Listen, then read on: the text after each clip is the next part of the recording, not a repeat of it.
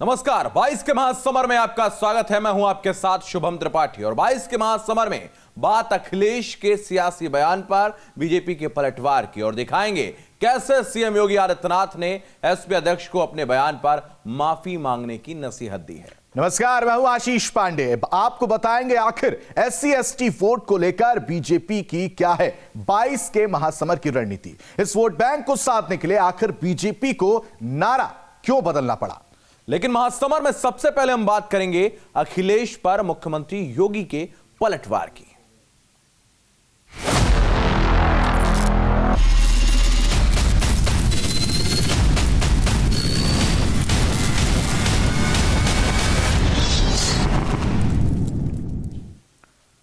Samajwadi party मुखिया अखिलेश यादव के जिन्ना वाले बयान पर विवाद गहराता जा रहा है। एसपी अध्यक्ष अखिलेश के बयान पर सीएम योगी आदित्यनाथ ने बड़ा बयान दिया है। और मुरादाबाद के कार्यक्रम में सीएम योगी आदित्यनाथ ने अखिलेश के बयान को बेहद शर्मनाक बताया है। वहीं सीएम ने साफ किया कि ऐसे विभाजनकारी मानसिकता को कतई स्वीकार नहीं किया जा सकता। अखिलेश इस बयान पर देश की जनता से माफी मांगे।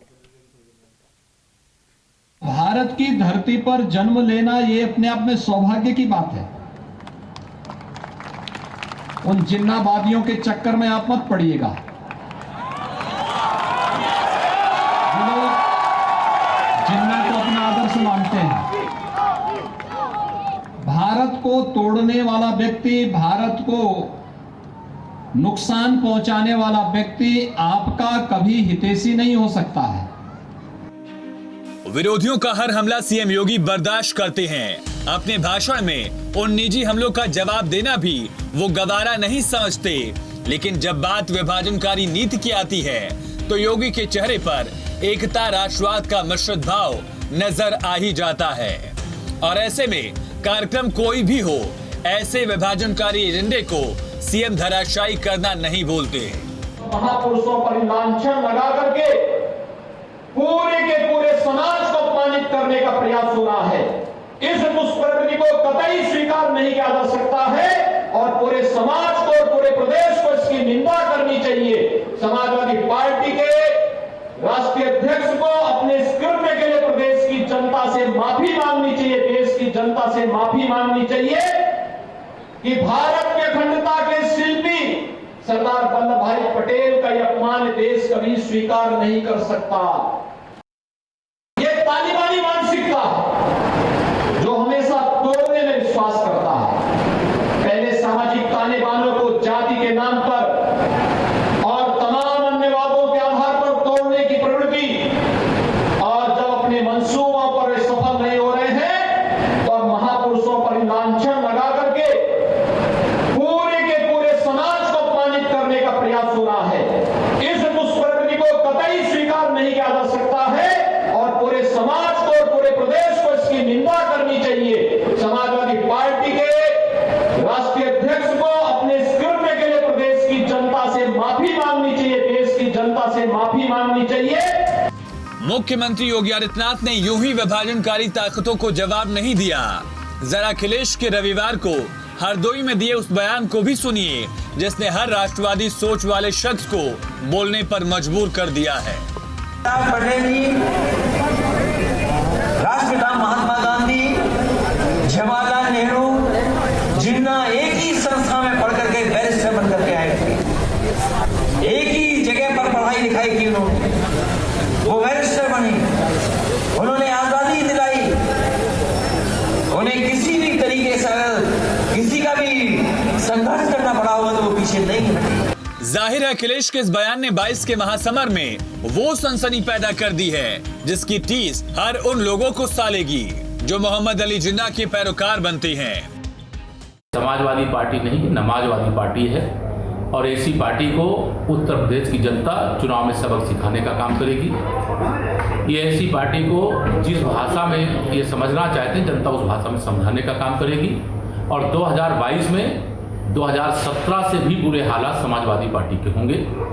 समाजवादी पार्टी के इस बयान की मैं निंदा करता हूं, भर्त्सना करता हूं और श्री अखिलेश अली जिन्ना उनका कहूं तो मुझे कोई गलत नहीं लगता है। उन्हें तत्काल देश और प्रदेशवासियों से माफी मांगना चाहिए। विभाजनकारी जिन्ना को सरदार पटेल जी, नेहरू जी और राष्ट्रपिता महात्मा गांधी से उनके विचारों को मिलाना, ये मुझे लगता है कि समाजवादी पार्टी की और उनके मुखिया की बहुत इमेच्योर सोच है।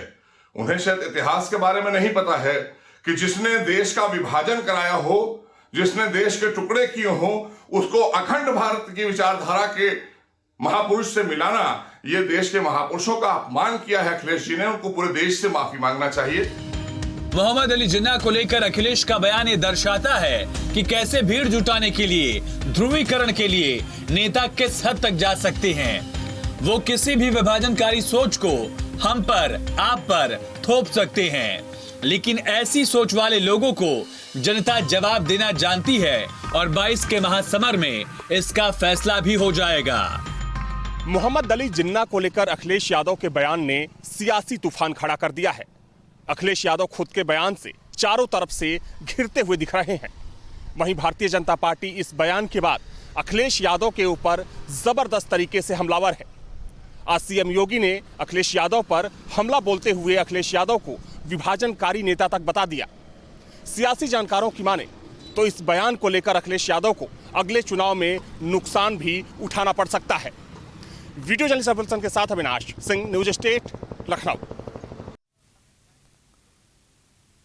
तो 22 के महासमर में हम आपको और भी खबरें दिखाएंगे, लेकिन उससे पहले आपको लेकर चलते अयोध्या, जहां पर दीपोत्सव की रौनक नजर आ रही है और लेजर शो से जगमगाती नजर आ रही है रामनगरी। हमारे साथ हमारे सहयोगी अविनाश इस वक्त जुड़ रहे हैं, उनके पास चलेंगे। अविनाश, हर साल जो दियों की संख्या है, जो दीपकों की संख्या है, वो लगातार बढ़ती जा रही है और इस बार भी 9 लाख से ज्यादा दिए जलाए जाएंगे, क्या कहेंगे? बिल्कुल, देखिए लगातार ये 5वां साल है जब अयोध्या में भव्य दीपोत्सव का आयोजन होने जा रहा है। हालांकि उससे पहले बहुत ही एक खूबसूरत तस्वीर आपको दिखाना चाहूँगा। देखिए जो मुख्य आयोजन है वो 3 नवंबर यानी कि परसों होना है, लेकिन उससे पहले ही राम की पैड़ी की जो सजावट है इस वक्त देखते बन रही है, क्योंकि जो लेजर शो यहाँ पर किया जाता है 3D मैपिंग के माध्यम से जो रामायण दिखाई जाती है उसका रिहर्सल इस वक्त यहाँ पर चल रहा है। और आप तस्वीरों में देख सकते हैं कि बड़ी तादाद में लोग यहाँ पर 3 नवंबर से पहले यहाँ इकट्ठा हैं, क्योंकि सबको पता था कि आज और कल 2 दिन यहाँ पर रिहर्सल होना है। और चूंकि जो लेजर शो यहाँ पर जिसका प्रदर्शन किया जाता है वो बहुत ही खूबसूरत देखने लायक होता है, और यही वजह है कि आज ही बड़ी तादाद में, हज़ारों की तादाद में लोग इस वक्त राम की पैड़ी पर मौजूद हैं।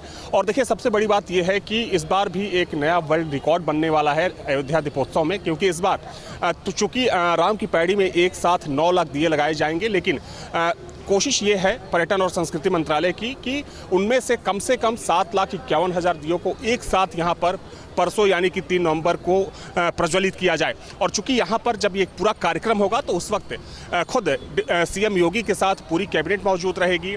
आनंदीबेन पटेल जो कि राज्यपाल हैं वो रहेंगी, और साथ में जी किशन रेड्डी जो कि केंद्रीय मंत्री हैं वो यहाँ पर मौजूद रहेंगे। एक अहम जानकारी आपको ये भी दे दूँ कि इस पूरे दीपोत्सव में जो दिए लगाए जाएंगे उसके लिए खास तौर पर 12,000 जो वॉलंटियर्स हैं उनको इस काम में लगाया गया है। उन वॉलंटियर्स ने आज पूरे दिन दियों को सजाने का काम किया है। तो आज भी कह सकते हैं कि जो राम की पैड़ी है इसकी खूबसूरती देखते बन रही है। हालांकि सबको इंतजार है 3 नवंबर को, क्योंकि न सिर्फ अयोध्या और आसपास के बल्कि बड़ी तादाद में कई राज्यों से लोग इस दीपोत्सव को देखने के लिए पहुंचते हैं। तो दीपोत्सव का जो मुख्य आयोजन है आशीष, उससे पहले की ये तस्वीर है जो इस वक्त सीधी तस्वीर आप अयोध्या राम की पैड़ी से देख रहे हैं। बिल्कुल, ये सीधी तस्वीरें दर्शक देख पा रहे हैं न्यूज स्टेट पर। अविनाश, अगर हम बात करें, पूरे देश से लोग पहुंचते हैं इस खूबसूरती को देखने के लिए, और 2017 से इसकी शुरुआत हुई। उससे पहले अगर हम देखें तो लगातार विवादों के साए में ही जीता रहा अयोध्या। लेकिन 2017 में जब यूपी में बीजेपी की सरकार बनी, पहले 1.5 लाख दिए जलाए गए और हर साल वो आंकड़ा बढ़ता चला गया। और आज अगर हम देखें तो 9 लाख दिए जलाए जाएंगे, जिसमें से 7,51,000 आप जैसा कि बता रहे हैं एक साथ जलाने की कोशिश की जाएगी और वर्ल्ड रिकॉर्ड बनाया जाएगा। देखिए, बिल्कुल सही कहा आपने। 2017 में जब प्रदेश में योगी सरकार बनी थी तो सरकार ने ऐलान किया था कि दिवाली से ठीक एक दिन पहले यहाँ पर दीपोत्सव का कार्यक्रम रखा जाएगा। उसके लिए मुझे याद है, चूंकि पहले साल से इस दीपोत्सव को मैं कवर कर रहा हूँ और ये लगातार 5वां साल है। मुझे याद है जब पहले साल सरकार ने ऐलान किया तो उसके बाद चूंकि राम की पैड़ी की स्थिति काफ़ी ख़राब हुआ करती थी, सरकार ने उसको संवारने का काम किया। यहाँ पर काफ़ी जो मरम्मत के कार्य थे उनको कराया गया। हालांकि जब पहले साल दीपोत्सव का आयोजन किया गया तो कुछ लोगों ने उसको लेकर कटाक्ष भी किया, कुछ लोगों ने कहा कि सरकारी पैसे की बर्बादी है। लेकिन देखा गया कि साल दर साल जो दीपोत्सव की खूबसूरती है वो खूबसूरती बढ़ती गई, इसकी भव्यता बढ़ती गई और यही वजह है कि आज दीपोत्सव की चर्चा पूरी दुनिया में हो रही है। दीपोत्सव एक वैश्विक पहचान इसकी बन चुकी है, क्योंकि अब कहीं ना कहीं लोग इस दीपोत्सव से खुद ब खुद जुड़ते चले आ रहे हैं। और देखिए, सबसे बड़ी बात ये भी है कि दीपोत्सव को सरकार ने राजकीय उत्सव घोषित कर रखा है। इसके लिए बाकायदा योगी कैबिनेट से एक प्रस्ताव पास किया गया जिसमें ये कहा गया कि हर साल दीपोत्सव के मौके पर यहाँ पर 2 से 3 दिनों तक एक राजकीय उत्सव चलेगा जिसका नाम दीपोत्सव होगा। तो ये एक कह सकते हैं कि चूंकि एक बात तो ये बिल्कुल साफ है कि अगर हम योगी सरकार की प्राथमिकताओं की बात करें तो उसमें अयोध्या सबसे ऊपर है, क्योंकि कहीं ना कहीं देखिए, एक बात सच है कि कुछ साल पहले की बात करें तो अयोध्या विकास की दौड़ में बहुत पीछे छूट गई थी। तो जब सरकार बदली, सरकार ने कहा कि हम अयोध्या का विकास कराएंगे और सबसे अहम बात यह है कि जब कोर्ट का फैसला आया तो उसके बाद ये कहीं ना कहीं कह सकते हैं कि जो विकास का रास्ता है, विकास का रास्ता खुल गया। एक तरफ राम मंदिर का निर्माण यहाँ पर शुरू हुआ तो दूसरी तरफ जो विकास की बड़ी परियोजनाएं थी, उन बड़ी परियोजनाओं ने यहाँ पर गति पकड़ी। तमाम ऐसी परियोजनाएं थी जो कि कंप्लीट हो गई हैं। अगर इसी राम की पैड़ी की बात करूं मैं, ये राम की पैड़ी कभी यहाँ पर कूड़े का अंबार लगा रहता था, लेकिन यहाँ पर अविरत जल प्रवाह के लिए सरकार ने एक कैनाल स्थापित किया। इसके अलावा यहाँ का पानी साफ रहे पूरे साल, उसके लिए उस कैनाल को दिन में कम से कम एक बार चलाया जाता है। राम की पैड़ी के सामने की जो आप तस्वीर देख रहे हैं, जहां से लेजर की किरणें आ रही हैं, पहले वो तमाम बिल्डिंगें जर्जर हुआ करती थी। बिल्कुल अविनाश, बिल्कुल सही कह रहे हैं आप। एक तरह से ये कहा जा सकता है कि योगी सरकार के आने के बाद अयोध्या नगरी एक बार फिर से जगमगाने लगी है। साथ ही इस बार दिवाली पर कुम्हारों के चेहरे पर भी मुस्कान देखने को मिलेगी, क्योंकि इतने ज्यादा दिए बनाए जाने हैं।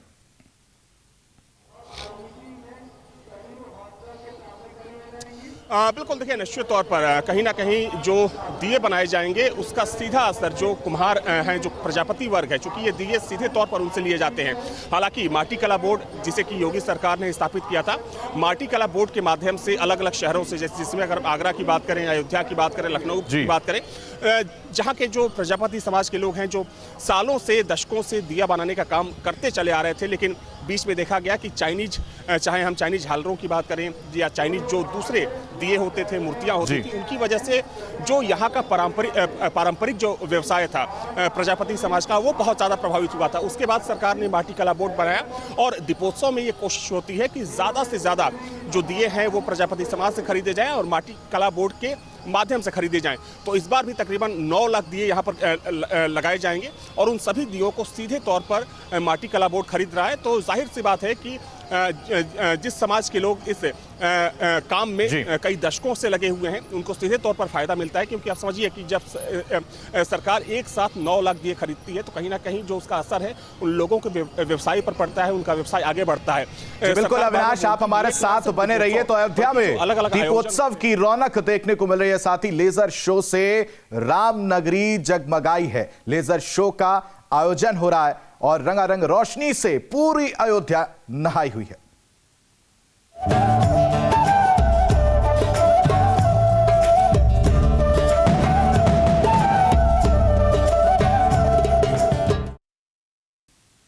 तो अयोध्या में इस वक्त दीपोत्सव की रौनक नजर आ रही है और लेजर शो से इस वक्त रामनगरी जगमगाती नजर आ रही है। पूरी तैयारियां की जा चुकी हैं 9 लाख दिए जलाने की। और हमारे साथ लगातार हमारे सहयोगी अविनाश जुड़े हुए हैं, ग्राउंड जीरो से पल पल की अपडेट आप तक पहुंचा रहे हैं। अविनाश, एक बार फिर से आपके पास आऊंगा, कितने मायने हैं इस पूरे कार्यक्रम के, पूरे आयोजन के? एक बहुत बड़ा वर्ग है, एक बहुत बड़ा समूह है जो हर वर्ष इंतजार करता है इस दिन की, और एक लंबी प्रतीक्षा की है पूरे देश ने, और आज वो दिन आ गया है।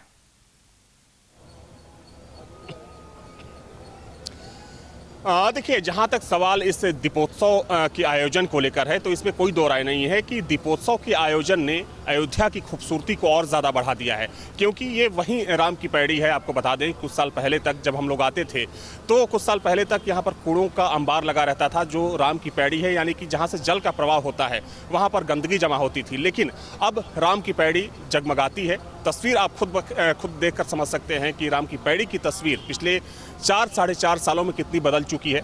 इस वक्त पूरी राम की पैड़ी रंग बिरंगी रोशनी से जगमगा रही है, नहा रही है। हालांकि आपको ये भी बता दें कि जितनी लेजर लाइटें यहाँ पर लगाई गई हैं उतनी लेजर लाइटों को अभी यहाँ से शुरू नहीं किया गया है। जब परसों यानी कि 3 नवंबर को सभी लेजर लाइटें एक साथ जगमगाई गई तो यहाँ की तस्वीर का अंदाजा आप लगा सकते हैं। जहां तक सवाल देखिए इसके महत्व को लेकर है, अयोध्या के बदलने बिल्कुल अविनाश, तमाम जानकारी के लिए आपका बेहद शुक्रिया। तो अयोध्या में दीपोत्सव की तैयारी शुरू हो चुकी है, लेजर शो से रामनगरी जगमगा चुकी है।